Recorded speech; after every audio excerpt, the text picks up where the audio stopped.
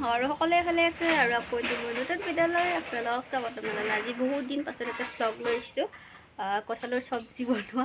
ব'লকচোন ৰেচিপিটো কেনেকৈ বনাওঁ কি কৰোঁ আপোনালোকক দেখাওঁ। আৰু এয়া হৈছে কঁঠালটো মা বাকলিখিনি চেলাই থৈ দিছে, এতিয়া কাটিম তো চাই থাকক। কঁঠালখিনি কাটিলোঁ আৰু অলপমান বইল হ'ব দিছোঁ, বইল হোৱাৰ পাছত বনাম। আৰু এয়া লগতে চয়াবিন আৰু ইয়াতে বুট, চয়াবিন বুট কঁঠালৰ চব্জি। আৰু ইয়াতে ভণ্টিয়ে চেলাই আছে আদা নহৰু। বনোৱাৰ পিছত ইয়াতে গৰম মছলা গৰম হ'ব দিছোঁ, সেইখিনি ইয়াতে দিম হ'লে চাই থাকিব, দেখাম আপোনালোকক।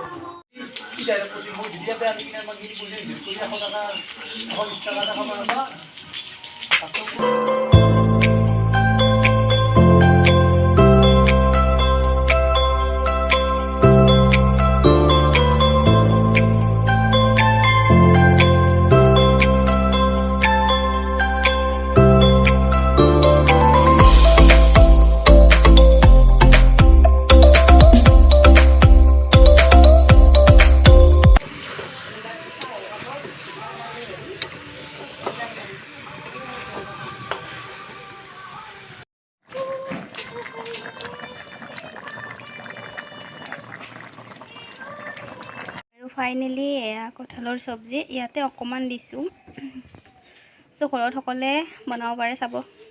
আৰু এনেদৰে খাই আছে আৰু কঁঠালৰ চব্জিৰে খোৱাই হ'ল। আৰু মোৰ ভিডিঅ'টি চাই ক'ব ৰেচিপিটো কেনেকুৱা লাগিলে, আৰু সকলোৱে ট্ৰাই কৰিব পাৰে। ভালকৈ দেখাব নোৱাৰিলেও তথাপিও ট্ৰাই কৰিছোঁ, আৰু বহুত দিন হ'ল ভ্লগ দিয়া নাই, চ' সকলোৱে চাব বুলি আশা ৰাখিলোঁ। ৰেচিপিটো ভাল লাগিলে like, comment, share and subscribe কৰিব নাপাহৰিব।